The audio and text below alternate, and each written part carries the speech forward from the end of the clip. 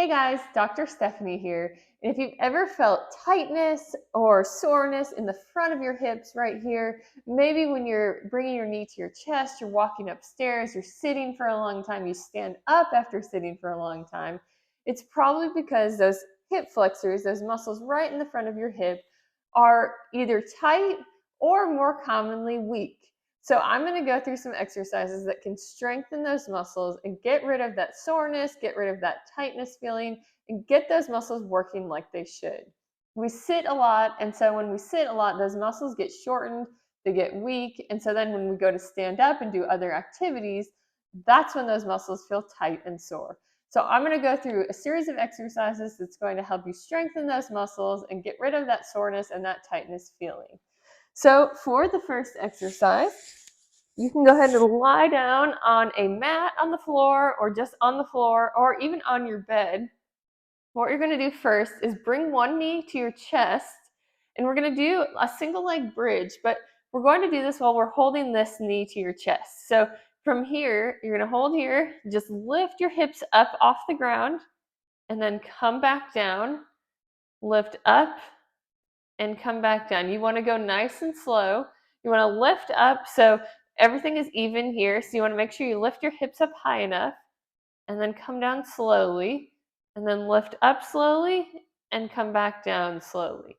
If you feel like you get any cramping in the back of your hamstring, sometimes that happens, make sure tighten up your glutes first, kind of squeeze your butt together and then lift, because then you're focusing the movement more on the glutes and less on the hamstrings.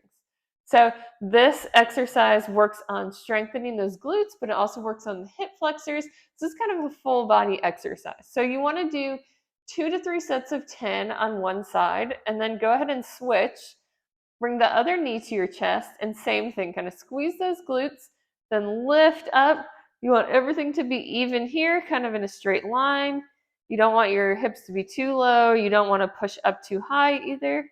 And then come back down slowly. You don't need to hold.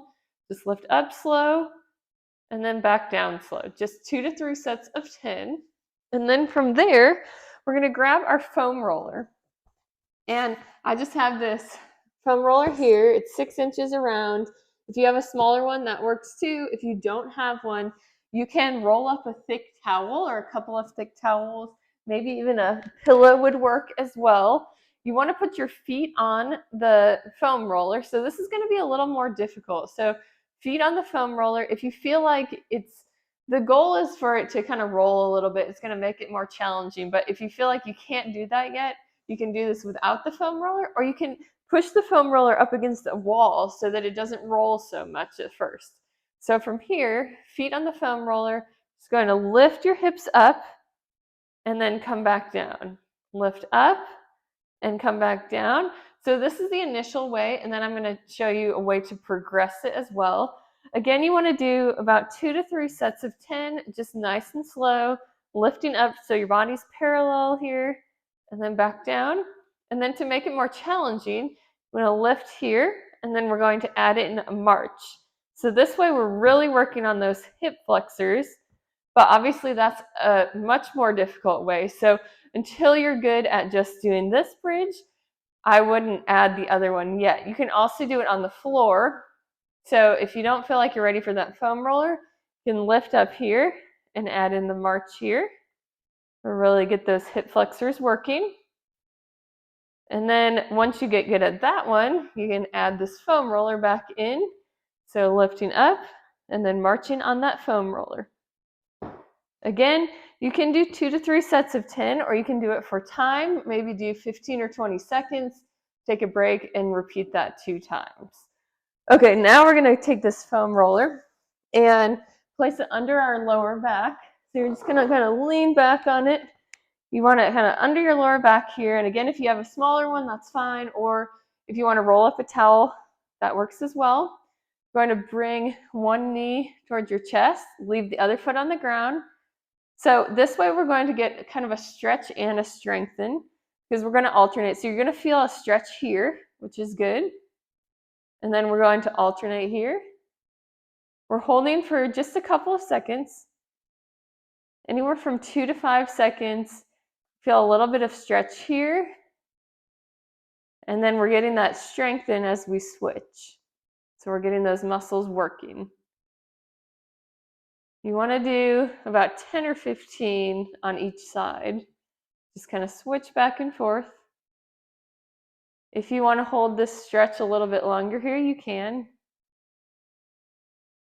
I just wouldn't hold it too long, maybe not more than 10 or 15 seconds. Just go back and forth, really working those hip flexors.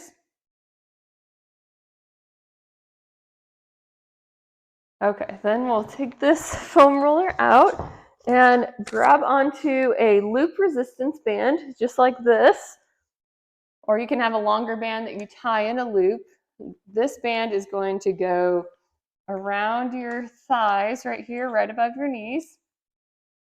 You're going to lie on your back and straighten one leg, and arms can go wherever you're comfortable. And so from here, what you want to do is you want to lift up like this.